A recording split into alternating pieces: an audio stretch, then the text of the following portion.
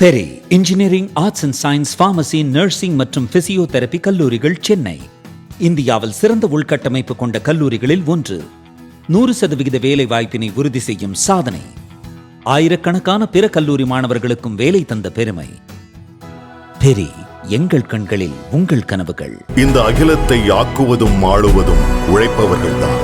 அகிலத்தை ஆளும் உழைப்பின் உறுதியை என்றும் வணங்கும் 550D கம்பிகள். அழிவின் விளிம்பில் இருக்கும் 20 வகையான நாட்டு மாடுகளை காப்பாற்ற இஷ்டா நிறுவனத்திலிருந்து தயாரிக்கப்படும் பொருட்களை வாங்கவும். காலையில் பயன்படும் பல்பொடி முதல் இரவில் பயன்படும் கொசுவத்தி சுருள் வரை இஷ்டாவில் உள்ளது.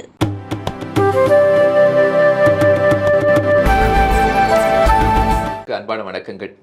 18வது மக்களவைத் தேர்தலினுடைய முதற்கட்ட வாக்குப்பதிவு நிறைவடைந்திருக்கிறது. இந்த நேரத்தில் வாக்குப்பதிவு சதவீதம் பெரிய சர்ச்சையை உருவாக்கி இருக்கிறது. எந்த அளவுக்கு அது சர்ச்சையானதுக்கு காரணம் என்ன அப்படிங்கிறதுலாம் நிறைய பேச வேண்டியது இருக்குது. நம்மோடு பத்திரிகையாளர் திரு ரெங்கராஜ் பாண்டே அவர்கள் இணைந்திருக்கிறாங்க. வணக்கம் சார். சார், எப்படி சார் நேற்றுக்கு ஃபஸ்ட்டு ஏப்ரல் 19 வாக்குப்பதிவு நடைபெற்றிருக்கிறது, எப்படி பார்க்குறீங்க? நல்ல விஷயம், ரொம்ப சந்தோஷமான விஷயம். ரொம்ப பெரிய கலவரம், வன்முறை எல்லாம் முன்னாடியெல்லாம் நம்ம அதெல்லாம் பார்த்துருக்குறோம். அது மாதிரிலாம் இல்லாமல் ரத்த ஆறுகள் ஓடியது, கலவரங்கள் நடந்தன, வாக்குப்பெட்டிகள் தூக்கி ஓடப்பட்டன அப்படிங்கிறதெல்லாம் இல்லாமல் ஒழுங்காக போலிங் நடந்தது வந்து ஒரு ஆறுதலான விஷயம். நிறைய இடங்களில் வந்து வாக்காளர் பெயர்கள் விடுபட்டு போனது. அது 1-2 இல்லாமல் ஒரு சங்காக பல்காக நிறைய இடங்களில் வந்து 50 பேர் இல்லை 100 பேர் ஒரு பூத்துக்கு சராசரியாக தமிழ்நாட்டில் 1500 பேர் வந்து இருப்பாங்க. சராசரியாக நம்ம 1000லேருந்து 1500 வரைக்கும் வச்சுப்பாங்க. It differs area to area. நார்மலாக ஒரு பூத்துக்குள்ளே இருக்கும். அப்படிங்கும்போது அந்த ஒவ்வொரு இடத்துலையுமே ஒரு 50-100 காணும் அப்படிங்கிறது வந்து பெரிய 300 காணும்னு சொன்னவங்க. திரு அண்ணாமலை அவர்கள் சொல்கிறார் மொத்தமாக 1,00,000 பேர் காணும் அப்படின்றார். இந்த மாதிரி நிறைய இடங்களில் ஏன்ட்ட மட்டுமே அன்றைக்கி ஒரு நாளில் வாக்குப்பதிவு அன்னைக்கு மட்டுமே கிட்டத்தட்ட ஒரு 15-20 பேர் வந்து ஏன்ட்ட மட்டுமே சொன்னாங்க, சார் நான் 20 வருஷமாக வாக்களிச்சிட்ருக்கிறேன், நான் வந்து ஒரே இடத்துல வாக்களிச்சிட்ருக்கேன், நான் அட்ரஸ் மாறலை, போலிங் பூத் மாறலை, எங்கள் வீட்டில் 2 பேருக்கு இல்லை. இவங்க அத்தனை பேருமே படித்தவர்கள். இவர்கள் அத்தனை பேரும் நகர்ப்புற மக்கள். இப்போ என்கிட்ட வந்து ரீச் பண்ணுறவங்க வந்து என்னுடைய ஃபோன் நம்பர் தெரிஞ்சு என்கிட்ட ரீச் பண்ணுறவங்க ஏதோ கிராமத்துக்காரங்களாக இருக்க மாட்டாங்க. ஸோ அவங்க எல்லாருமே படித்தவர்கள். அவங்க எல்லாம் வந்து நகர்ப்புறங்களில் இருக்கிறவங்க. அவங்க வந்து வெளியூரில் இருக்கிறவங்களும் சேர்த்து அவங்க நிறைய குறைஞ்சபட்சம் ஒரு 20 பேர் வச்சுக்கோங்களேன். என் பேர் இருக்குது, என் ஒய்ஃப் பேர் இல்லை, என் ஒய்ஃப் பேர் இருக்குது, எங்கள் அண்ணன் பேர் இல்லை. நான் ஒரே இடத்துல போடுறேன், ஒரே பூத்தில் இருக்கிறேன், 20 வருஷமாக போட்டிருக்கேன், 21 போட்டேன், லோக்கல் பாடியில் போட்டேன், இப்படின்னு நிறைய பேர் வந்து சொன்னாங்க. நானெல்லாம் அவங்கள தான் திட்டினேன்னு வச்சுக்கோங்களேன். உங்களுக்கு ஜனவரி மாதம் உங்களுக்கு வந்து தேர்தல் ஆணையம் வந்து உங்களுக்கு வந்து வாக்காளர் பட்டியலை சரி பார்த்துக்கங்கன்னு சொன்னபோது பெயர் சேர்க்கலாம், நீக்கலாம், இடமாற்றலாம், பேரை திருத்தலாம் எல்லாமே சொன்னபோது நீங்கள் அதெல்லாம் செய்யாமல் விட்டுட்டு நீங்கள் காலில் வந்து சொன்னாங்க தான் அவங்கள தான் திட்டினேன். ஆனால் இவ்வளோ பெரிய அளவில் வந்து பெயர் நீக்கப்பட்டிருப்பது, நகர்ப்புறங்களில் நீக்கப்பட்டிருப்பது, படித்தவர்களுடைய இது நீக்கப்பட்டிருப்பது, ரேண்டமாக நீக்கப்பட்டிருப்பது வந்து ஒரு பெரிய வேதனையை ஏற்படுத்துகிறது. இதை அனலைஸ் பண்ணக்கூடிய ஒரு சப்ஜெக்டை நம்ம ரெண்டாவது பார்த்துக்கோம் சார். அதுக்கு முன்னாடி ஒரு 20 வருஷமாக நான் பார்க்குறேன், அதில் ஒரு பெர்சன்டேஜ் ஆஃப் ஓட்டு ஃபஸ்ட்டு சொல்லியிருப்பாங்க இத்தனை சதவீத வாக்குப்பதிவுனா, ஃபைனல் ரிப்போர்ட்டில் அதோட 1%, 2% அதிகமாக கொடுப்பாங்க. பட் இந்த முறை ஃபஸ்ட்டு 72% வாக்குப்பதிவு அப்படின்னாங்க. அப்புறம் ஃபைனலாக இப்போ 69%ன்னு குறைஞ்சிருக்குது. அது எதனால் சார்? தேர்தல் ஆணையம் இதற்கு பதில் சொல்ல கடமைப்பட்டிருக்கு. இது வந்து ஒரு பெரிய குளறுபடிக்கான ஒரு அச்சாரமான ஒரு சந்தேகமாக எழுகிறது. நாளைக்கு எந்த கட்சி வெற்றி வாய்ப்பை இழந்தாலும், அது வந்து இந்த கட்சின்னு சொல்ல, அது எந்த கட்சி வெற்றி வாய்ப்போ அதுக்கு வந்து இதை காரணமாக சொல்லுவாங்க.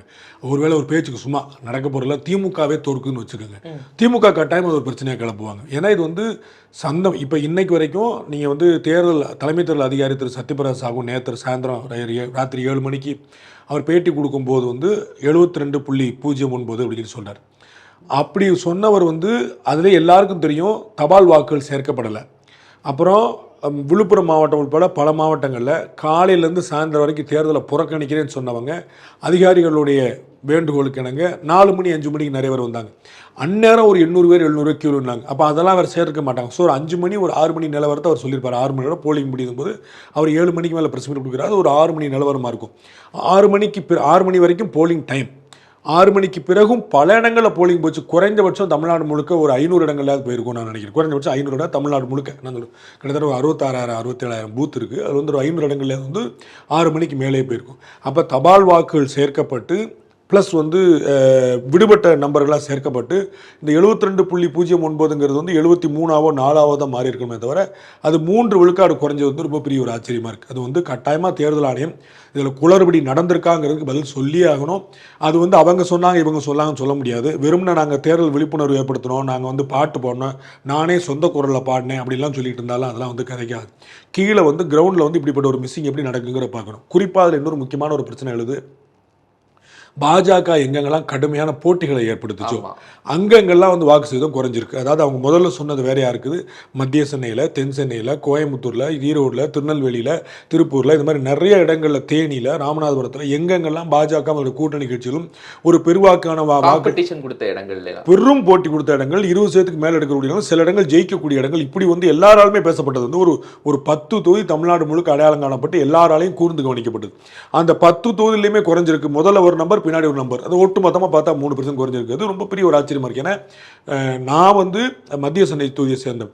நான் வந்து காலையில் பார்க்கும்போது வந்து ரொம்ப போராக இருந்துச்சு. காலையில் நான் முதல்ல 8 மணிக்குள்ளே போட்டு முடிச்சேன், 7:30க்கெலாம் போட்டு முடிச்ச போது 9 மணிக்கு தமிழ்நாடு முழுக்க வந்தபோது 12.5% இருந்தபோது என்னுடைய தொகுதியில் 8% இருந்துச்சு. நான் மனசில் திட்டி இருந்தவங்க திருந்தே மாட்டாங்க இப்படி தான் பண்ணுது.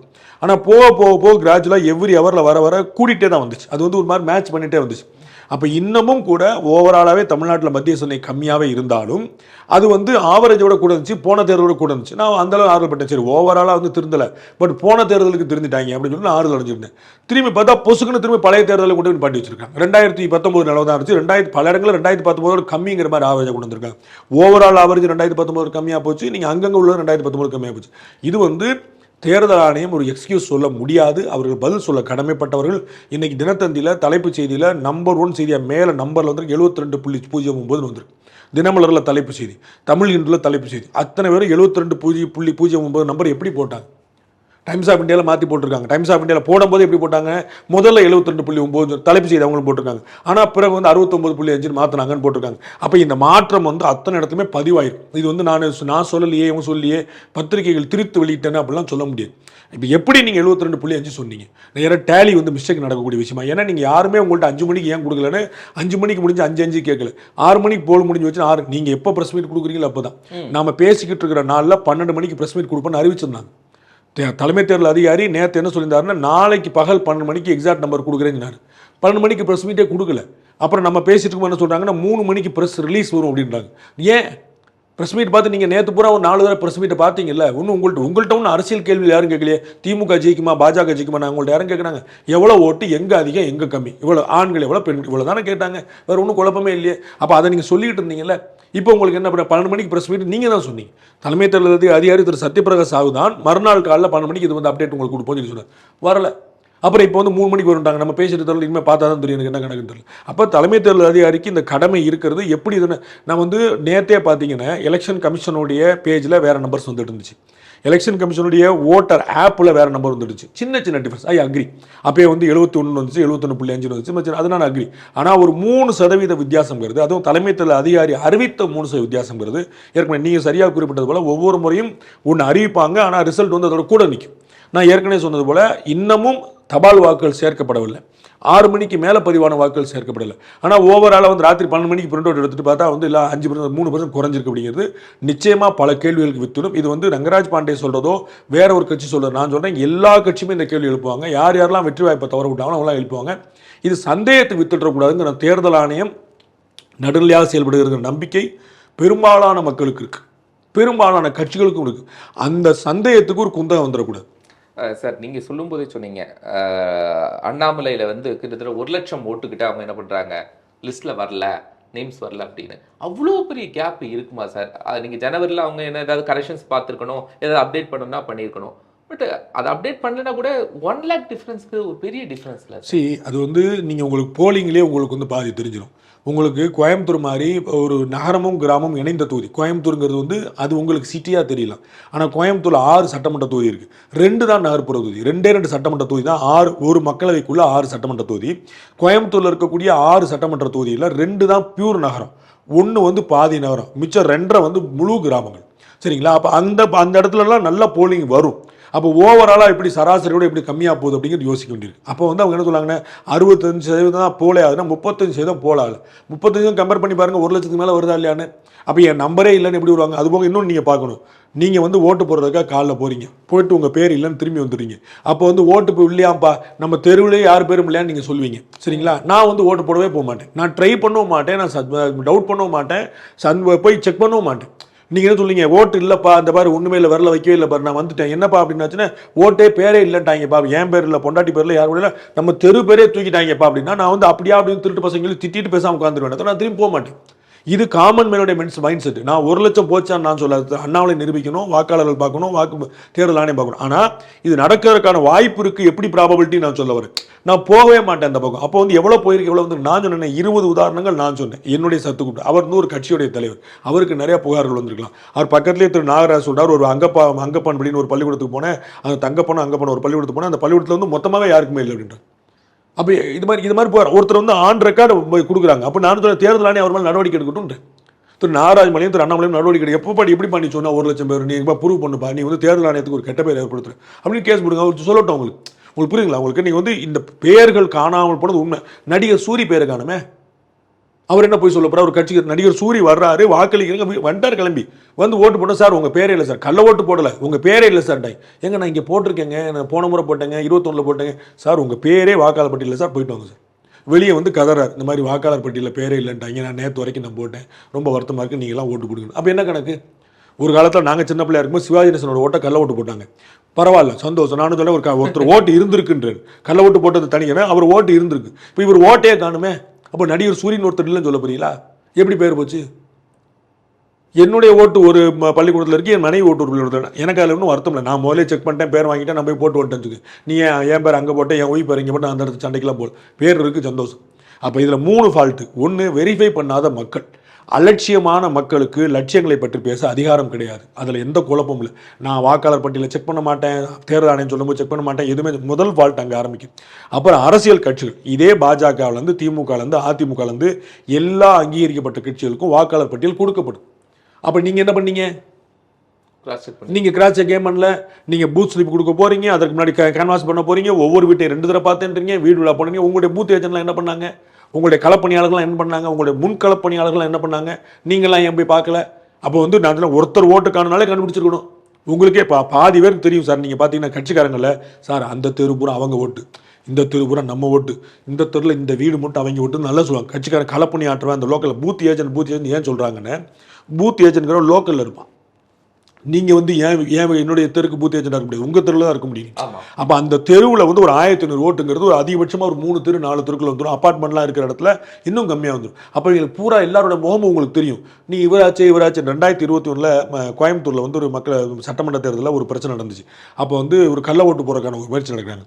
அப்போ முயற்சி நடக்கும்போது கள்ள ஓட்டு போடுறதுக்கு பேசிட்டாங்க, ஓப்பனாக பேசுறாங்க. டக்குன்னு அங்கே வந்து ஒரு பூத் ஏஜென்ட், எப்பா அது மக்கள் நீதி மையம் பொண்ணு அப்படிங்கிறாரு. அவருக்கு தெரிஞ்சிருச்சு அந்த அம்மா பயங்கரமா ரகலை பண்ணி இப்ப ஏன் முன்னாடியே கள்ள ஓட்டு போடுறான்னு பெரிய பிரச்சனை பண்ணுச்சு. அப்ப இந்த அம்மா யாருன்னு அவர் கண்டுபிடிச்சாரு. தெரியாம இருந்தாங்கன்னா கள்ள ஓட்டு போயிருந்திருக்கும். புரியுங்களா? அப்ப அந்த அம்மா தெரிஞ்ச உடனே அதை மக்கள் நீதி மையம் பண்ணுமா, அவங்கள்ட்ட கேட்காது அப்படின்ட்டு. அப்ப இதுதான் பூத் ஏஜென்ட் வேலை. அப்ப அந்த பூத் ஏஜென்ட் என்ன பண்ணாங்க? பாஜக விட்டுருங்க, இவங்க திமுக என்ன பண்ணாங்க, அதிமுக என்ன பண்ணாங்க, யாருமே களப்பணி ஆட்ட மாட்டோம், யாருமே நாங்கள் வந்து அப்படியே படத்துக்கிட்டே ஜிப்பன் எல்லாருமே உட்காந்துருந்தாங்கன்னா அப்போ சஃபர் பண்ண வேண்டியதான். 3ஆவதும் இறுதியானதும் முக்கியமானதும் தேர்தல் ஆணையம். இவ்வளவு பேர்கள் காணாமல் போனா கட்டாயமாக எப்படி ஃபாரின்லேருந்து ஒருத்தர் வராரு, பேரை காணுன்றார், இதுக்காக ஓட்டு போடுறதுக்கு வரேன், 2021 ஓட்டு போட்டேன், 3 வருஷம் கழிச்சு திரும்ப வரேன், ஓட்டு போட வரேன், அவர் பேரை காணுன்றார். அண்ணாமலை அவர்களே சொல்கிறார் மஸ்கரில். ஏன் எனக்கு தெரிஞ்ச நிறைய பேர் இருந்தாங்க. நான் சொன்ன 20 பேரில் ஒரு 3 பேர் வந்து ஃபாரின்லேருந்து வந்தவங்க. இதுக்காகவே நான் வந்து ₹1,00,000 செலவழித்து வராங்க, பேரை காணும். எப்படி காணாமல் போகும்? மொத்தமாக நீங்கள் நேற்று பூரா டிவி பார்த்துருந்தீங்கன்னு தெரியும். நாங்கள் இங்கே ஜானகியால் 10 வீடியோ போட்டிருக்கோம். எவ்வளோ பேர் என் பேரை காணும். அவங்கெல்லாம் வந்து பிரஜைகள் இல்லையா, குடியுரிமை மக்கள் இல்லையா, எப்படி போகும், காணாமல் போகும்? நான் சொன்னேன் ஃபாரினுக்கு போனவங்க பேரோட காணாமல் போயிருக்கலாங்க. நான் அப்படி கூட புரிஞ்சு, ஏன்னா நாங்கள் வீட்டில் வந்து செக் பண்ணோம், வீட்டில் அவர் இல்லைன்ட்டாங்க, அப்படி எடுத்து விட்டேன். உங்களுக்கு புரியுங்களா? அதில் கூட ஒரு லாஜிக் இருக்கு. நான் வந்து பார்க்குறேன், நான் வந்து பக்கத்து வீட்டில் கேட்குறேன், அவர் ஃபாரின் போயிட்டாருன்னாங்கன்னா அப்போ வந்து அவர் இல்லைன்னு நான் முடிவு பண்ணிடுவேன். அப்படி கூட புரிஞ்சு கொடு. அந்த ஆள் இறந்து போயிட்டாரு, இந்த ஆள் ஃபாரின் போயிட்டாரு புரிஞ்சுது. அங்கேயே உட்காந்துருக்காரு, ஓட்டு போட வந்து நிற்கிறார். முருகேசன், மாடசாமி, கன்சாமி, வெங்கடேசன் வந்து நிற்கிறார். காணும். எப்படி போச்சு? அவர் எந்த ஃபாரின் போனார்? அப்படி தேர்தல் ஆணையம் இதற்கு கட்டாயம் அவங்க என்ன சொல்கிறாங்க, ஒவ்வொரு வாக்கும் முக்கியம்ன்றாங்க. எல்லாரும் வாக்களின்றாங்க. 100% இலக்கு அப்படிங்கிற 100% வாய்ப்பே கிடையாது. ஆனால் ஒரு உலகத்திலே கிடையாது. ஆனால் பரவாயில்ல, நீங்கள் சொல்கிறீங்க கல்லூரியாக போகிறீங்க, பள்ளி இது இடமா போகிறீங்க, பாட்டு பாடுறீங்க, எல்லாம் ஓகே. அப்போ வந்து ஒரு ஓட்டு கூட வீணாக இருக்கக்கூடாதுல்ல. உங்கள்கிட்ட ஒரு 100 ஓட்டு பேர்லேயே காணா, நீங்கள் எப்படி 100% வாக்கு போடுவீங்க? நீங்களே 100 பேர் எடுத்து விட்டீங்க, 100 பேர் காணாமல் போயிடுச்சு. அப்புறம் எப்படி உங்களுக்கு 100% வாக்கு வரும்? அப்போ 100% மக்கள் தொகை உள்ளே வரணும்ல, வாக்களிக்க தகுதி எடுத்த அத்தனை போல உள்ளே வரணும்ல. என் பேரே காணணும் 1 லட்சம் பேர் சொல்லிட்டு இருக்கா. அப்புறம் எப்படி நீங்கள் 100% வாக்கு பதிவு போனீங்க? அப்போ வாக்காளர்களுக்கு, அரசியல் கட்சிகளுக்கு, தேர்தல் ஆணையருக்கு, இந்த 3 பேருக்கும் சமமான பொறுப்பு. சார் அதே மாதிரி வாக்கு இப்போ கோயம்புத்தூர் தென் சென்னையை பொறுத்த வரைக்கும்லாம் ஒரு மும்முனை போட்டி ஒரு டைட்டாக இருந்துச்சு. பெர்சன்டேஜ் ஆஃப் ஓட்டு அதிகரிக்கும் அப்படின்னு ஒரு கெஸ்ஸிங்கில் இருந்துச்சு. பட் பெர்சன்டேஜ் நினைச்ச அளவுக்கு இல்லையே சார். நினைச்ச அளவுக்கு இருந்ததுங்கிறது தான் முதல்ல உள்ள விஷயம். அதுதான் இந்த பேட்டிக்கான பிரச்சனையே அங்கே தான் இருக்குது. முதல்ல நினைச்ச அளவுக்கு இருந்துச்சு. நீங்கள் வந்து வாக்கு சதவீதம் கூட்டணும்னா 45% கூடி நினைக்காங்க. தமிழ்நாட்டுடைய ஆவரேஜே 69-72 தான். இந்த தேர்தலில் நீ இதுக்கு முன்னாடி 15 தேர்தல் எடுத்து பாருங்கள். தமிழ்நாடு எப்பயுமே நேஷனல் ஆவரேஜோட கூட இருக்கும். 69-72 இருக்கும். நான் 70ன்னு சொல்லுவேன். இன்னும் ஆவரேஜுங்கிறா நீங்கள் ஆவரேஜாக பார்த்து ஒரு முறை 71 வரும், ஒரு இப்போ 69ட்டாங்க, போன முறை 69னாங்க, ஒரு முறை 72 வரும். அப்படி ஆவரேஜாக பார்த்து 70% ஓட்டு வந்துடும். ரூரலில் 80 வரும், அர்பனில் 60 வரும். இந்த ரெண்டும் சேர்ந்து 70 ஆவரேஜ். இதுதான் வந்து நம்முடைய வழக்கம். நான் சொல்கிறது 1, 2 எல்லாமே முன்ன பண்ண வரும். அப்போ இதுதான் ஃபிக்ஸட்னு சொல்லும்போது 60% சிட்டியில் இருக்கக்கூடியது 63 மாறினா சாதனை. 60ங்கிற 75 மாறினா நீ எதிர்பார்க்கவே கூடாது. அது எந்த காலத்திலும் நடக்காது. சரிங்களா? அதுக்கு வந்து இன்னமும் வேறு விஷயங்கள் தொழில்நுட்ப ரீதியாகவும் வசதி வாய்ப்புகள் ரீதியாகவும் நிறைய விஷயங்கள் பண்ணணும். அப்போ தான் சாத்தியமாக இன்னைக்குள்ளே சாத்தியமாகுது. ஸோ நீங்கள் 3-4% கூடினதே முக்கியமான விஷயம். அந்த 3-4% கூடுறதே ஒரு நோக்கத்தோடு வந்து கூடியிருக்குன்னு அர்த்தம், ஒரு காரணத்தோடு வந்து கூடியிருக்குன்னு அர்த்தம். இருக்கிற ரீட்டைன் ஆச்சு, இருக்கிற மெயின்டைன் ஆச்சுன்னா வந்து இப்படி நம்பர் கூடாது. நீங்கள் வாக்கு சதவீதங்கிறது எப்பயுமே நீங்கள் 72ங்கிறது இப்போ நம்ம 72 பேசியிருக்கோம், அது 69 தானே மாறி இருக்குது, 3 தானே குறைஞ்சிருக்கு. இல்லை திரும்ப ரீகால் பண்ணி நாளைக்கு வந்து நம்ம பேசிட்டு இருக்கிற தானே திருப்பி 73 மாறி இருக்கலாம். அது ஒன்று 85 மாறிடுச்சுன்னா அப்புறம் 35 மாறிடுச்சு, ரெண்டுமே நடக்க போகிறது. சரிங்களா? டிராஸ்டிக் க்ரோத்தும் டிராஸ்டிக் ஃபாலும் கிடையாது. 1, 2, 3 இப்படி தான் எப்பயுமே கூடும். அப்போ நமக்கு வந்து நீங்கள் சொன்ன தென் சென்னை, மத்திய சென்னை, கோயம்புத்தூர், திருநெல்வேலி, தேனி, ராமநாதபுரம் இதில் எல்லாமே சாதாரணமாக ஒரு 5% வரைக்கும் கூடி இருந்துச்சு. அது நல்ல நம்பர்ஸ். நான் வந்து அதுக்கு தனியாக உட்காந்து இங்கி பாங்கி போட்டு நான் கனெக்ட் பண்ணிட்டு இருக்கேன். ஓஹோ, அப்போ இதெல்லாம் இது இண்டிகேட்டர் இப்படி போல இப்படி காலைல எந்திரிச்சு பார்த்தா மொத்தம் காண போய் திருப்பி அப்படியே ரிவர்ஸ் போடுது. அப்போ போட்ட அப்புறம் அப்போ என்ன கணக்கு நமக்கு ஒன்றும் புரியல. அப்போ இதுதான் ஒரு பெரிய என்ன, நமக்கு வந்து ஒன்றுமே ஒரு இண்டிகேட்டர், ஒரு வாக்கு. நீங்கள் எதுக்கு நீங்கள் கோயம்புத்தூர் கேட்குறீங்க, நீங்கள் ஏன் தென் சென்னையை சொல்கிறீங்க, நீங்கள் ஏன் சிவகங்கையை சொல்ல, நீங்கள் ஏன் தூத்துக்குடியை சொல்லலை? புரியுங்களா? சில தொகுதிகள் வந்து ஒரு இண்டிகேட்டர், இங்கே என்ன நடக்குது. நம்ம தூத்துக்குடியை பற்றி வெற்றியை பற்றி யாருமே பேசலை. சரிங்களா? எந்த கருத்து கணிப்புமே அது கொஸ்டின் பண்ணல. அப்போ நீங்கள் ஏன் கோயம்புத்தூர் பேசுறீங்க? அவ்வளோதான் பாயிண்ட். நீங்கள் வேறு மீடியா, நான் வேறு மீடியா. உங்களுக்கு ஏன் கோயம்புத்தூர் டவுட் வந்துச்சு, உங்களுக்கு ஏன் தென் சென்னையில், இதை தான் சொல்ல வரேன். அப்போ சந்தேகத்துக்கிடமான வகையில் தேர்தல் ஆணையத்தின் செயல்பாடு இருக்கக்கூடாது. இதுக்கெல்லாம் ஒரு வேட்பாளர், நம்ம காமன் பெர்ஸ்பெக்டிவ்ல ஒரு சிட்டிசன் கேட்கறது ஒன்று, வேட்பாளர் கொஸ்டின் பண்ணும்போது தேர்தல் ஆணையம் அதுக்கான பதிலுக்கு ரொம்ப டைம் எடுத்துக்கலாமா சார்? நிறைய டைம் எடுத்துக்கலாம். ஆனால் ஹானஸ்ட்டாக பேசணும், ஹானஸ்ட்டாக சொல்லணும். அவ்வளோ டைம் எடுத்துக்கிற பற்றி நான் வந்து பேட்டிக்கு கேள்விக்கு பதில் சொல்கிறதில்ல. நீங்கள் ஒன்று சொல்ல, நான் ஒன்று சொல்ல, நம்ம எந்திரிச்சு கிளம்பி போயிடுவோம். நம்ம தேர்தல் ஆணையம் சொல்கிற ஒன்று கெசட், ஒன்று ரெக்கார்ட். அதனால் நம்ம இப்போ கேள்வியே எழுப்புகிறோம். நேற்று தேர்தல் ஆணையத்தை தலைமை தேர்தலில் 72.5ன்னு சொன்னதுனால தான் அந்த கேள்வி வருது. அவர் சொல்ல அந்த விவாதமே வந்திருக்காரு. He officially announced. அப்போ இன்றைக்கி வந்து எப்படிங்க குறைஞ்சதுன்னு கேள்வி வருது. அதனால் அவர் டைம் எடுக்கிறதுல பிரச்சனை. 6 மணிக்கு வந்து வாக்குப்பதிவு முடியுது, அவர் 7:30 மணிக்கு ப்ரெஸ் மீட் கொடுக்குறாரு. 1.5 மணி நேரமாக என்னங்க பண்ணிட்டீங்க இந்த டிஜிட்டல் உலகத்தில் யாருமே கேட்கல. புரியுதுங்களா உங்களுக்கு? 12 மணிக்கு ப்ரெஸ் மீட் கொடுக்குறேன், நீங்கள் என்னங்க காணும் யாருமே கேட்கல. அவர் டைம் எடுக்கட்டும், எனக்கு அது பிரச்சனை இல்லை. அவர் வந்து டயத்தில் நெருக்கிறதுக்கு எந்த சட்டமும் அவர் கட்டுப்படுத்து. நீங்கள் 10 மணிக்கு கொடுங்க, 11 மணிக்கு கொடுங்க அப்படின்னா எந்த சட்டம் கட்டுப்படுத்தல. தேர்தல் அவங்க தன்னார்வ செயல்பட்டுருங்க. ஆனால் கொடுக்குற சரியாக கொடுக்கணும்னு நான் சொல்லுவேன்.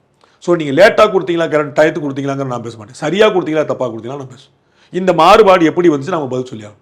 இந்த மாறுபாடு வந்து அப்படியே வச்சுங்க. யாரோ சொன்னாங்க ஷிஃப்ட் மாறும்போது ஒருத்தன் மாத்திரானா, நம்பர்ஸ் மாறுதா, ஆளாளுக்கு ஒன்று சொல்கிறாங்களா? நீங்கள் ஃபோன் பண்ணி கேட்கும்போது 32,000 போட்டுக்கோங்க அப்படின்றாங்களா?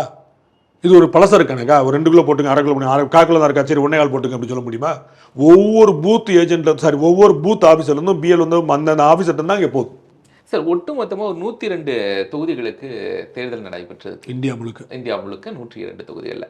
அதில் இந்த 39 தொகுதிகளில் தான் இந்த மாதிரியான அப்படிலாம் இல்லை, எல்லா இடத்துலையுமே இருந்திருக்கும். நம்ம இந்த 39க்குள்ளே இருக்கோம், +1ல் 40க்குள்ளே இருக்கும். அதனால் நம்ம பேசுவோம். அதெல்லாம் வந்து மணிப்பூரில் நடந்திருக்கும், ராஜஸ்தான் நடந்திருக்கும், யூபியில் நடந்திருக்கும், அதெல்லாம் நடந்திருக்கும். நம்முடைய அக்கறையும் கவனமும் இங்கே இருக்குது. தர்மபுரி ஒரு பெரிய higher percentage of vote polling இருந்திருக்கு. அதுக்கு காரணம் என்ன? எப்பயுமே அப்படி தான் இருக்கும். எது the more rural the more polling will be there. Dharmapuri, Kallakurichi, Karur இதெல்லாம் எப்பயுமே நல்லா பண்ணும். கன்னியாகுமரி, கோயம்புத்தூர், சென்னை எப்பயுமே போரா பண்ணும். இந்த படித்த மக்களுக்கெல்லாம் வந்து பெரிய அப்பா டக்கர்னு நினைப்பு வந்துடும். நம்மெல்லாம் பயங்கரமாக இந்த all idiots, all politicians are fools, dacoits அப்படின்னு தத்துவம் பேசிட்டு பேசாமல் கூப்பிட்டு அடிக்க படுத்து கிடப்பாங்க. இல்லாட்டி ஃபாரினில் வேலைக்கு போகிறாங்க, இல்லாட்டி 3 நாள் லீவ் போட்டு ஊர் சுற்ற போயிடுவாங்க. படிக்காத மக்கள், பாமர மக்கள், ஏழை மக்கள், கிராம மக்கள் அவங்கெல்லாம் வந்து இப்போ நம்ம ஓட்டு போடுற நம்ம ஜனநாயக கடமை நல்லதோ போலதோ நம்ம பிடிச்ச ஓட்டு போடுன்னு சொல்லி போட்டுருவாங்க. நல்லா இருக்குன்னு சொல்லிட்டு வீணை சின்னத்துக்கும் மயில் சின்னத்துக்குலாம் ஓட்டு போட்டுருவாங்க. சந்தோஷமாக போட்டுருவாங்க. நல்லா இருக்குது சின்னம் பார்க்க நல்லா இருந்துச்சு போட்டுருவாங்க. இப்போ அதான் செய்யணுன்ட்டு இவங்க இங்கே நோட்டாக்கு போடுவாங்க. இப்போ நம்ம மெனக்கெட்டு போய் அவ்வளோ தூரம் வந்து கஷ்டப்பட்டு போய் நோட்டாக்கு போட்டுருவாங்க. இல்லை ஓட்டே போட மாட்டாங்க. நகர்ப்புற மக்கள் எப்பயுமே அப்படி தான் செய்வாங்க. அதனால தான் அவங்களுக்கு வந்து மக்கள் வந்து அவங்களை அரசியல்வாதிகள் ஈஸியாக முட்டாளாக்கிட்டு போகிறாங்க. பல பகுதிகளில் இப்போ நீங்கள் சொன்னீங்க லேட்டாக வந்து அதிகாரிகள் 4 o'clock அப்புறம்லாம் வாக்காளர்கள் வந்து வாக்கு போட்டாங்கன்னு. அதே நேரத்தில் இன்னும் பல பகுதிகளில் டோட்டலாக புறக்கணிச்சிருக்கிறாங்களே சார். தமிழ்நாடு முழுக்க நிறைய காரணங்களுக்காக புறக்கணிச்சாங்க. நம்ம வந்து இந்த பரந்தூர் விமான நிலையத்தை ஒரு குறிப்பாக வைக்கலாம். அவங்களுக்கு வந்து ஒரு நியாயம் கிடைக்கலன்னு நினைக்கிறாங்க. நம்ம வந்து ஒரு வளர்ச்சியும் வேணும், விவசாயமும் வேணும். அது ரெண்டுக்குமே பேலன்ஸ் தான் பண்ணியாகணும். அப்போ நம்முடைய கேள்வி என்னென்ன, ஏர்போர்ட் வேணுமா வேண்டாமான்னா பாண்டியட்ட பதில் கிடையாது. அங்கே வந்து அங்கேனா அமைக்கணுமா வேற எங்கே அமைக்கணும் ஏன்ட்ட பதில் கிடையாது. நான் என்னுடைய கேள்வி என்னென்ன, இதுக்கு முன்னாடி நெடுவாசல்லையோ மீத்தேன் பிரச்சனைக்கானதோ அல்லது வந்து தேனியில் வந்து இருக்க நியூட்ரினோ பிரச்சனைக்காகவோ இது மாதிரியான இடங்கள்லாம் வந்து கொடுக்கும்போது தொழிற்சாலைகள் வரப்போது ஆயில் எடுக்க போகிறாங்கன்னு சொல்லும் போதெல்லாம் இந்த கட்சிகள் என்ன நிலைப்பாடு எடுத்தது, இன்றைக்கி என்ன நிலைப்பாடு, இவ்வளோதான் என்னுடைய கேள்வி. கோயம்புத்தூர் பக்கத்தில் வந்து சிப்காட்டுக்கு இடம் எடுக்கிற மாதிரி இருக்கட்டும், திருவண்ணாமலை பக்கத்தில் வந்து மேல்மாவில் வந்து நிலம் எடுக்கிறதா இருக்கட்டும், இல்லை பரந்தூரில் நடக்கிற 3 வருஷத்துக்கு முன்னாடி என்ன சேலத்துக்கும் சென்னைக்கும் 10 வழி சாலை போடுறேன்னா அதில் பாதி சாலை ஏற்கனவே இருக்குது, அதை எக்ஸ்பேண்ட் தான் பண்ணுறாங்க. ஸோ மொத்தமாக புது ரோடு கிடையாது, ஏற்கனவே இருக்கிற ரோடு பாதி அகலப்படுத்துறது பாதி புது ரோடு கொடுக்குறதுன்னு சொல்லிட்டு அதுக்கு ரோடு இல்லையா எங்கள் அண்ணன் சீமான் நகல் பண்ணாரு. ஏன் நீ வந்து இருக்கிற ரோட்டில் போக மாட்டியா, என்ன கணக்கு இருக்கிற கட்சிக்கு நாங்கள் ஓட்டு போட மாட்டோமா, எதுக்கு நாம் தமிழர் கட்சி, நாங்கள் இருக்கிற கட்சிக்கே ஓட்டு போட்டு போகிறோம், எதுக்கு புது கட்சி, யாராவது கேள்வி எழுப்பினாங்களா? அன்னைக்கு பூரா வேணும் போனோம். இன்றைக்கி அண்ணன் சீமான் எங்கே போனார், இன்றைக்கி திமுக எங்கே போச்சு, இன்றைக்கி அதிமுக எங்கே போச்சு, பாஜக எங்கே போச்சு, காங்கிரஸ் எங்கே போச்சு, விடுதலை சிறுத்தை எங்கே போச்சு, அந்த ஏரியா பக்கம் யார் போறா? திமுக கூட்டணி கட்சியில் ஒரு கட்சி பரந்தூருக்கு போயிருக்குன்னு சொல்லுங்க. பரந்தூரை சுற்றி வந்து ஏனாத்தூர் பரந்தூரை சுற்றி வந்து போகிற சாலை போனால் எவ்வளோ போலீஸ் தெரியுமா? அந்த மக்கள் ஏதாவது ஒரு வன்முறைக்கு போனாங்களா? அந்த மக்கள் உட்கார்ந்து தன்னுடைய வேலையை தான் பார்த்துட்டு இருக்காங்க. டெய்லி வேலையை முடிச்சு வந்து தர்ணா பண்ணுறாங்க. அவர்களுக்கு கஞ்சிக்கு வழி வேணும்ல.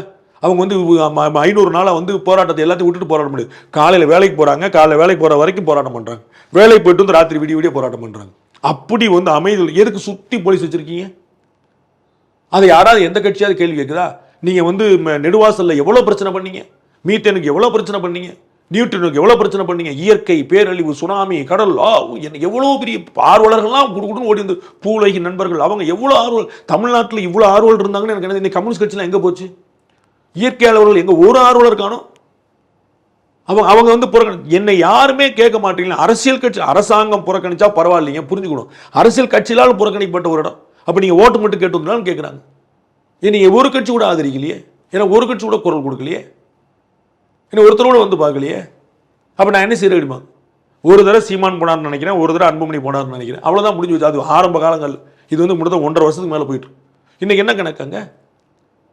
அப்போ நீங்கள் வந்து மக்களுடைய கவனத்துக்கு நீங்கள் இருக்க மாட்டீங்க. நான் சொன்னேன், நீங்கள் ஏர்போர்ட் கொண்டு வாங்க போங்க, எனக்கு பிரச்சனை இல்லை. நேற்று வரைக்கும் நீங்கள் வேற ஒரு அதிமுக ஆட்சியில் நீங்கள் அந்த பிரச்சனைக்கு என்ன சொன்னீங்க? இப்போ உங்கள் ஆட்சியில் நீங்கள் என்ன சொல்கிறீங்க? கம்யூனிஸ்ட் கட்சிகள் எங்கே, விடுதலை சிறுத்தைகள் எங்கே? இவ்வளோதான் கேள்வி அங்கே. அப்போ நம்ம இதை மக்கள் உணர்றாங்க. சார் நம்மகிட்ட வேறு மாதிரி பேசுனாங்க சார், வேறு மாதிரி செய்கிறாங்க சார், முந்தானத்து வேறு மாதிரி செஞ்சாங்க சார், இன்றைக்கி வேறு மாதிரி செய்கிறாங்க சார், அந்த ஊருக்கு வேறு செஞ்சாங்க சார், நம்ம ஊரில் வேறு செய்கிறாங்க, அந்த ஆட்சியில் வேறு செஞ்சாங்க சார், இந்த ஆட்சியில் வேறு செய்கிறாங்க சார். அவங்களுக்கு பயங்கர கடுப்பாக இருக்குது. அவங்க வந்து தேர்தல் புறக்கணிப்பு பண்ணுறாங்க சார். இந்த சிஸ்டம் இருக்குல்ல சார், இப்போ இந்த கொலாபரேஷன் இந்த பிரச்சனைகள்லாம் தமிழ்நாட்டோட நின்றுமா, இல்லை அடுத்தடுத்து வரக்கூடிய கட்டங்களில் தேர்தல் ஆணையம் இதை ரெக்டிஃபை பண்ணிடுமா, இல்லை இந்த மாநில தேர்தல் ஆணையத்தினுடைய பிரச்சனை மட்டும்தானா? இது மாநில தேர்தல் ஆணையம் நடத்தலை, அகில இந்திய தேர்தல் ஆணையம் நடத்துது. மாநில தேர்தல் ஆணையங்கிறது வந்து உள்ளாட்சி தேர்தல் நடத்தக்கூடியது. இது வந்து அகில இந்திய தேர்தல் தலைமை தேர்தல் அதிகாரி நம்ம சொல்லுவோம். ஸோ இது வந்து குளறுபடி எல்லா இடத்துலையும் நடக்குங்க. இது வந்து அந்த அளவுக்கு பெரிய அளவுக்கு தேர்தல் ஆணையத்தை டவுட் பண்ணுற அளவுக்கோ, எலக்ட்ரானிக் ஓட்டிங் மிஷினை டவுட் பண்ணுற அளவுக்கோ, வெற்றி தோல்வியை வந்து டவுட் பண்ணுற அளவுக்கோ நடக்கலை. ஆனால் நான் என்ன சொல்வேன்னா, குளறுபடினா குளறுபடி தான். ஒருத்தனை தான் சார் கொண்டான், ஒரு 100 பேரையாக கொண்டா இவ்வளோ கோவப்படுறீங்கன்னு சொல்லி ஒருத்தனை கொண்டாலும் கொண்டதான் உயிர் தான். ஜனநாயகம்னு பேசுகிறோம், 100% வாக்குப்பதிவு பேசுகிறோம். நம்ம அதை வந்து அதை இம்ப்ளிமெண்ட் பண்ணுறதுக்கு அரசாங்கமும் ஆணையமும் சரியாக செயல்படும். எல்லாத்தோட முக்கியமாக அவங்க பண்ணணும். ஃபுல் ப்ரூஃப் சிஸ்டம் அவங்கள்ட்ட இருக்கணும். மக்களை வந்து வாக்களிங்க எதுக்கு வெயிலில் போய் கேட்டீங்க? அப்போ நீங்கள் முதல்ல வாக்களிக்கிறான ஏற்பாடு பண்ணீங்களா? அதை யோசிக்கணும்ல. இன்னைக்கு வரைக்கும் மாற்றுத்திறனாளிகள் போகிறதுக்கு சிரமமான எவ்வளோ வந்து வாக்குப்பதிவு இடங்கள் இருக்குது இல்லைன்னு சொல்லுங்கள். வாக்குப்பதிவு மையங்களில் மாற்றுத்திறனாளிகள் எந்த ஏற்பாடும் இல்லாமல் எவ்வளோ இடங்கள் படி ஏற முடியாது, எல்லா இடத்துலையும் 10 படி வச்சுருக்காங்க. எப்படி மாற்றுத்திறனாளி போவாங்க? வீல் சேரில் எப்படி போவாங்க? தவழ்ந்து போகிறதுக்கான ஏற்பாடா? 3 இடத்துல சிட்டியில் பண்ணி வச்சா, தமிழ்நாடு முழுக்க பண்ணியாச்சா? 2 இடத்துல நான் வந்து பிங்க் இது பண்ணியிருக்கேன். என்னென்ன எல்லாருமே பெண்கள். அதனால என்ன சாதிச்சிங்க?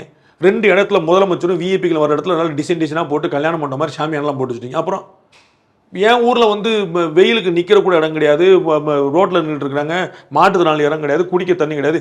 எவ்வளோ ஊழியர்கள் வந்து அவங்களுக்கு பாத்ரூம் போகிற வழியிலன்னு சண்டை போட்டாங்க தெரியுமா? தேர்தல் பணியாளர்கள். அப்போ இதெல்லாம் நீங்கள் பண்ணணும். முத நாளே நீங்கள் வந்து ஒரு பூத்து பிடிக்கிறது வந்து திடீர்னு பிடிச்சிங்களா? பூத்து வந்து எவ்வளோ நாளுக்கு முன்னாடி புக் பண்ணது? அப்போ அங்கே பாத்ரூம் இருக்குதா, தண்ணி இருக்குதா, வாட்ச்மேன் இருக்கிறாங்களா, ஆள் இருக்காங்களா கேட்க வேண்டாமா? அப்போ அந்த அடிப்படை வசதி செய்ய வேண்டிய அவங்களுக்கு கடமை. அதில் தான் கூடுதல் கவனம் செலுத்தணும். இது தமிழ்நாடு பிரச்சனையும் காஷ்மீர் பிரச்சனையும் கிடையாது, எல்லா இடத்துலையும் உங்களுக்கு பிரச்சனை. அந்த அதிகாரிகள் வந்து நான் வந்துட்டேன், என்னுடைய வேலையை 2 வேலையை பார்த்தேன்னு சொல்லி போக முடியாது. நான் வந்து நல்ல மனுஷன், நான் வந்து எந்த குற்றச்சாட்டுக்கு ஆளாது, அது பத்தாது. திரு மன்மோகன் சிங் மேலே என்ன பிரச்சனை சொன்னாங்க? மன்மோகன் சிங் நல்ல மனுஷன், ஆனால் கீழே நடக்கிற எதையுமே கண்டுக்கல. அப்போ எப்படி நல்ல மனுஷனாக இருக்க முடியும்? அவர் மேலே ஒரு குற்றச்சாட்டு கிடையாது, ஓகே, அது பத்தாது இல்லை. அப்போ தலைமை தேர்தல் அதிகாரி நல்ல மனுஷன், நான் ஒத்துக்கிறேன், ஆமாம் எனக்கு ஒன்று கொள்ள. ஆனால் கீழே நடக்கிறது அப்போ நீங்கள் தானே செய்யணும். அதை யூ ஹேவ் த பவர். நான் அதுதான் பல இடங்களில் சொல்லேன், திரும்ப சொல்லேன். அதிகாரம் ஆணையத்தின் கையில் இருக்கிறது, அதிகாரிகள் வேற இடத்துல இருக்கிறாங்க. ரைட், அதான் எங்கிட்ட டைரக்டா அதுக்கான எம்ப்ளாயிஸ் கிடையாது, நாங்க அரசாங்க அதிகாரம் அவரிடம் இருக்கிறது. நீங்க எப்படி டிரான்ஸ்ஃபர் பண்றீங்க? டிஜிபியை தேர்தலுக்கு தனியா போட்ட மாநிலம் இது, தெரிஞ்சுக்குங்க. தேர்தல் ஆணையம் தேர்தல் நடக்கும்போது டிஜிபி லா அண்ட் ஆர்டரை ஹோல்டு பண்ணி வச்சுட்டு டிஜிபி எலெக்ஷன்ஸ்னு போட்டுச்சு. அப்படிப்பட்ட மாநிலம் இது. கமிஷனரை வந்து தேர்தல் பண்ணி பண்ணக்கூடாதுன்னு சொல்லிட்டு பண்ண மாநிலம் இது. நீங்கள் என்ன நினைக்கிறீங்க? எலெக்ஷன் கமிஷனர் சும்மா தூங்கிட்டு இருந்துச்சா? எப்படி வந்துச்சு? அப்போல்லாம் அதிகாரங்கள் எப்படி போச்சு? போலீஸ் கமிஷனர் வந்து தேர்தல் ஆணையத்தோட எம்ப்ளாயியா? அப்போ அதிகாரம் உங்கள்கிட்ட தான் இருக்குது, நீங்கள் தான் இம்ப்ளிமெண்ட் பண்ணணும். நீங்கள் பரவாயில்ல சரிங்க எல்லா இடத்துலையும் நடக்கிறதாங்க நான் சொல்லலாம். நீங்களும் அதே சொன்னீங்கன்னா, திரு நரேஷ் குப்தா அவர்கள் இருக்கும்போது எப்படி நோ காம்ப்ரமைஸாக இருந்துச்சு? திரு ராவ் இருக்கும்போது எப்படி நோ காம்ப்ரமைஸாக இருந்துச்சு? திரு டிஎன் சேஷன் இருக்கும்போது எப்படி நோ காம்ப்ரமைஸாக இருந்துச்சு? அப்படி நோ காம்ப்ரமைஸாக இருக்கணும். நோ காம்ப்ரமைஸ் டாலரேட் பண்ண மாட்டேன், அதில் இருக்கணும். அதே மாதிரி சார், இந்த போக்குவரத்துக்கு ரொம்ப பிரச்சனையா இருந்து அப்படின்னு சொல்லிட்டு ஒவ்வொரு இடத்துலையும் மக்கள் பிரச்சனை பண்ணிட்டு இருந்தாங்க. அது வந்து பெரிய சிக்கலாக வந்துச்சு. அது வந்து அரசாங்கம் வந்து உள்நோக்கத்தோடு செஞ்சுருக்கும் நான் நம்பலை. ஏன்னா வந்து ஊருக்கு ஓட்டு போட போகிறவங்க பாஜகவுக்கு போடுறாங்களா அதிமுகவுக்கு போடுறாங்களான்னு யோசிச்சிருக்க மாட்டாங்க. அதில் பாதி பேர் திமுகவுக்கு போகிறவங்களா கூட இருப்பாங்க. அதனால் என்ன கவனக்குள் அவன் தேர்தல் பணியில் உட்காந்து இதெல்லாம் மிஸ் பண்ணிட்டாங்களான்னு தெரியல. நம்ம வந்து பொங்கலுக்கு தீபாவளிக்கெலாம் பண்ணும்போது அமைச்சர் பெருமக்கள் நேராக போவாங்க, பார்வையிடுவாங்க, கூடுதல் பஸ்ஸும்பாங்க, சிறப்பு பேருந்தும்பாங்க, இது மாதிரிலாம் சொல்லுவாங்க. இந்த முறை அந்தந்த அமைச்சர் பெருமக்கள் எல்லாருமே வந்து அவங்கவுங்க தேர்தல் பணியில் உட்காந்துனால கவனிக்கலையான்னு தெரியல. அதிகாரிகள் கையில் கொடுத்துட்டு அதிகாரிகளையும் பாதி பேர் தேர்தல் பணிக்கு போயிட்டு அப்படியே லெத்தார்ச்சிக்காக போகிறான் விட்டாங்களான்னு தெரியல. பயங்கரமான கவனக்குறைவு. அதுக்கு அரசாங்கம் தான் கட்டாயம் பொறுப்பெடுக்கணும். ஆனால் உள்நோக்கத்தில் செய்யப்பட்டதாக நான் இப்போ வரைக்கும் எனக்கு கிடைச்ச தரவுல நான் நினைக்கிறேன். அது வந்து ஒரு அலட்சியமாகவும் ஒரு கவனக்குறைவாகவும் பார்க்குறேன் தவிர உள்நோக்கத்தோடு செய்யப்பட்டதா பார்க்கல. தொடர்ந்து ஒவ்வொரு காலகட்டத்திலையும் தேர்தல் ஆணையத்துக்கு இந்த கம்ப்ளைண்ட்ஸ் போகதானே செஞ்சேன். டிரான்ஸ்போர்ட் ஃபெசிலிட்டிஸ் இல்லை, ஊருக்கு ஓட்டு போட போக முடியல அப்படிங்கிறது. அதே அவங்க சார், தேர்தல் ஆணையம் வந்து தேர்தல் நடக்கிற நேரத்தில் எல்லாத்தையுமே கண்ட்ரோல் பண்ண முடியும். தண்ணி தொட்டியில் தண்ணியை திறக்காதன்னு கண்ட்ரோல் பண்ண முடியும்.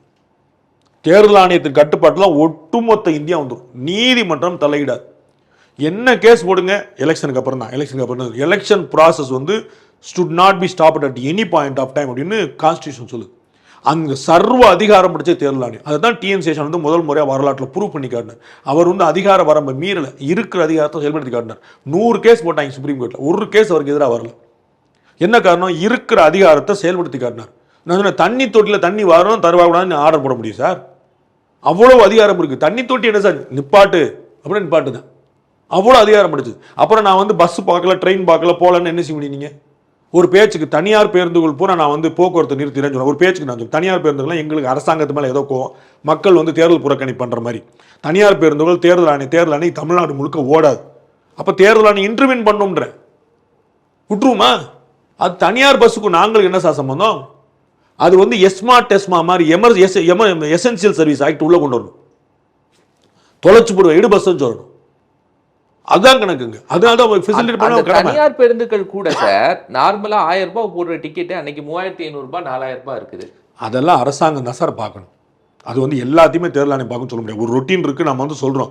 அரசாங்கம் ஒழுங்கா அந்த வேலையை செஞ்சிருந்தாங்கன்னு, அதிகாரிகள் தங்களுடைய கடமை செஞ்சாங்கன்னா என்னென்ன அவங்க வேணா போகாத 3000 ரூபாய் பஸ் போனால் போகாத, உன்னை ஏன் போச்சோன்னா அப்படின்னு கேட்பாங்க அதிகாரிகள். அந்த மைண்ட் செட் தான் நம்மகிட்ட முதல்ல இருக்கு. அதனால இந்த நீ ஓட்டு போடுங்கன்னு பிரச்சாரம் பண்ணா பத்தாது. அதற்கு வந்து ஃபெசிலிட்டேட் பண்ணணும். அதை பண்ணுறது இல்லை. அதை வந்து அரசாங்கம் ஊக்குவிக்கிறது இல்லை. அரசாங்கமே அதை செய்கிறது இல்லை. அப்புறம் என்ன? உண்மையாவே மக்கள் ஆர்வம் இருந்தாலும் கூட அதுக்கான முழு சப்போர்ட் இங்கிருந்து கிடைக்கல அப்படின்னு எடுத்துக்கலாமா சார்? டெக்னாலஜி அதை மாற்றும். நாளைக்கு வரக்கூடிய தேர்தல் சீர்திருத்தங்கள் அதை மாற்றும். எப்படி வந்து பேலட் பேப்பர்லேருந்து இவிஎம் வந்து ஒரு பெரிய புரட்சி ஏற்படுத்துச்சோ அது மாதிரி டெக்னிக்கலாக நீங்கள் உட்கார்ந்த இடத்துல ஓட்டு போடுறது மாதிரி, ஆப்லேருந்தே ஓட்டு போடுறது மாதிரி, வெப்லேருந்து ஓட்டு போடுறது மாதிரிலாம் கொண்டு வரணும். அது வந்து இன்னும் பெரிய அளவில் ஓட்டு செய்யறதை கூட்டும். இந்த மாதிரி டிரான்ஸ்போர்ட்டேஷன் பண்ணுறது, ஒரே நாடு ஒரே வாக்கு அட்டை வந்து பேசிகிட்டு இருக்கிறாங்க இப்போ. அதாவது நீங்கள் வந்து உங்கள் சொந்த ஒரு விருதுநகர், நீங்கள் வந்து சென்னைக்கு வேலைக்கு வந்துட்டீங்க, ஆனால் உங்களுடைய ஓட்டு போடுறதுக்கு நீங்கள் விருதுநகருக்கு போகணும். நீங்கள் சென்னையில் உட்காந்துருக்கிறீங்க. ஆனால் அப்போ நீங்கள் போகணுன்னா நீங்கள் வந்து உங்களுக்கு செலவு, உங்களுக்கு லீவு, உங்களுக்கு அலைச்சல், மனைவியை கூட்டு போகணும், குழந்தை என்ன பண்ணுறதுன்னு தெரியாது. இப்படி ஒரு குழப்பத்தில் கழுத வேண்டான்னு ஓடிடுறீங்க. அப்போ நீங்கள் இங்கேருந்து விருதுநகரில் வாக்களிக்கிறதுக்கான ஏற்பாடு பண்ணணும். நீங்கள் எங்கே இருந்தாலும் உங்கள் தொழிலை வாக்களிக்க முடியும். அப்படி ஒன்று. காலேஜ் செகண்ட் இயர் வந்த உடனே எல்லாருடைய பேரும் ஆட்டோமேட்டிக்காக அங்கே அப்படியே தேர்தல் ஆணையத்தில் பதிவாயிடணும். நீங்கள் போய் பதிவு பண்ண வேண்டியது இல்லை. நிறைய இளைஞர்களுக்கு தெரியறது இல்லை. அவங்க நினைக்கிறான் 18 வயசு ஆச்சுன்னா, நான் 18 வயசு ஆச்சுல என் பேர் ஆட்டோமேட்டிக்காக வந்துடும் நினைக்கிறான். உன் பேர் இப்படி ஆட்டோமேட்டிக்காக அவனுக்கு தெரியல. ஏன்னா படித்தா 4 பேர் இருப்பான், படிக்காத 4 பேர் இருப்பான். எப்படி போகும்? அப்போ காலேஜ் செகண்ட் இயர் படிக்கிற கட்டாயம் 18 வயசு மேலே இருப்பான். அப்போ காலேஜ் செகண்ட் இயர் படிக்கிறவன்ட்ட உன் பேர் தேர்தல் ஆணையத்தில் பதிவு பண்ணிட்டியா, பதிவு பண்ணலான்னு இப்போ உட்காந்து பதிவு பண்ணணும். எப்படி அவங்களுக்கு பிளட் குரூப் பதிவு பண்ணுறோமோ, எப்படி அவங்களுக்கு ட்ரெயின் லைசன்ஸ் இருக்கான்னு பார்க்குறோமோ, அது மாதிரி வந்து இதே ஆட்டோமேட்டிக்காக காலேஜிலே கொண்டு வந்துடணும். அப்போ அதில் முக்கால்வாசி பிரச்சனைகள் பேர் சேர்ந்தோம். இது மாதிரி நிறைய விஷயங்கள் செய்யணும். தேர்தல் சீர்திருத்தங்கள்ங்கிறது தொடர்ந்து செய்ய வேண்டிய பணி நிறைய செய்யணும். செய்கிறது மூலமாக சாத்தியமாகும். ஒரே நாடு ஒரே தேர்தல் அட்டை, வாக்காளர் அட்டை.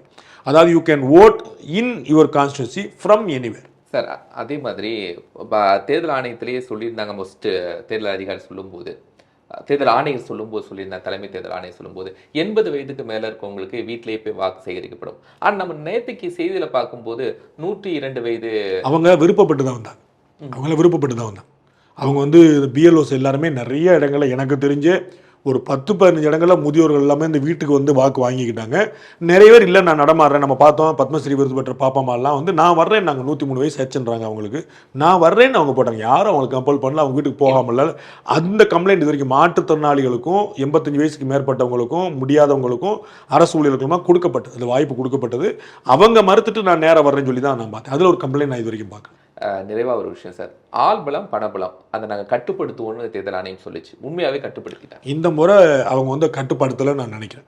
அவங்க வந்து ஆள்பலமும் பணபலமும் இப்போ வந்து வேறு மாதிரி ஆயிடுச்சு. நான் உங்களுக்கு ஏற்கனவே ஆரம்பத்தில் சொன்னேன், முன்னாடி வந்து ஒரு ஓட்டு பெட்டியை தூக்கிட்டு போய் அராஜகம் பண்ணணும். இப்போ அப்படி பண்ண வேண்டியதில்லை. இப்போ வந்து உங்களே நான் தூக்கி போயிடுறேன், காசை கொடுத்துட்றேன், உங்கள் பேரை தூக்கிடுறேன், இல்லாட்டி உங்கள் ஆளுகளுக்கு பூரா காசு கொடுத்துறேன், டோக்கன் கொடுத்துறேன். அப்படி நம்ம தமிழ்நாடு முழுக்க நீங்கள் எல்லா ஊடகங்களையும் பாருங்கள், டோக்கன் கொடுத்தாங்கன்னு செய்தி வந்துச்சா இல்லையா பாருங்கள், காசு கொடுத்தாங்கன்னு செய்தி வந்துச்சா இல்லையான்னு பாருங்கள். அப்படி கொடுத்துருங்க. அப்போ நான் ஓட்டு பெட்டியில் ஒன்று சொல்லுவாங்க, பிளேயரை வந்து முதல்ல வந்து இப்போ இது பண்ணிவிட்டு நீ அவனை ஹையர் பண்ண பாரு, அவனை வந்து இந்த குக்கீஸ்லாம் சேர்ந்து வச்சுட்டு அவனை கிரிக்கெட் பிளேயரை மாற்றினா வரணும், அவனை மாற்றிலே அம்பேரை உஷார் பண்ணிருப்பாங்க. அதை மாதிரி வந்து நீ இவனை பாரு, இவனை பண்ண முடியுமா பாரு, முடியலன்னு அங்கே பிடிச்சிருமா. அதை மாதிரி வந்து ஓட்டு பெட்டியில் ஒன்றும் பண்ண முடியாமல் ஆகிப்போச்சு. இப்போ இவிஎம்ல ஒன்றும் பண்ண முடியாது. வாக்காளர் தூக்கிட்டு முடிஞ்சு வச்சுக்காத, உனக்கு நான் காசை கொடுத்துறேன் போயிடுறேன், நீ ஆள் போலாட்டி உன் பேரை தூக்கிட்டு ரொம்ப ஓவராக பண்ணி அவன் பேரை தூக்கி விட்டுற முடிஞ்சு வச்சுக்காத. ஸோ வந்து இப்போ டெக்னிக்கலாக கேம் மாறிடுச்சு. அதனால் உங்களுக்கு சண்டை சச்சரவுகள் தெரியல, உங்களுக்கு அடிதடி தெரியல. நீங்கள் எங்கேயுமே அது ஐ கேனாட் சே தட் நான் எங்கேயுமே அப்படி பெருசாக ரிப்போர்ட் ஆகலை. அடிச்சு உடச்சிட்டாங்க, சிதம்பரத்தில் ஒன்று வன்முறை நடந்துச்சு, அது மாதிரி 1-2 தவிர பெரிய அளவில் முன்னாடி நிறைய வன்முறைகள் நான் பார்த்துருக்குறோம். கதையாக சொல்லுவோம், நாங்கள் எல்லா ஊர்லேயும் அவங்க நடந்திருக்கு. ஸோ வந்து இப்போ வந்து அது குறைஞ்சிருக்கு. ஆனால் இப்போ வேறு மாதிரியான மேனிபுலேஷன் வந்துடும். அதை தான் நான் சொல்கிறேன், டெக்னிக்கலாக தான் இதை சரி பண்ணி கொண்டு போக முடியும். நம்புறேன். நிச்சயமா சார், நிறைய கேள்விகளுக்கு உங்களுடைய பதில்களை இருந்துச்சிங்க. நன்றி.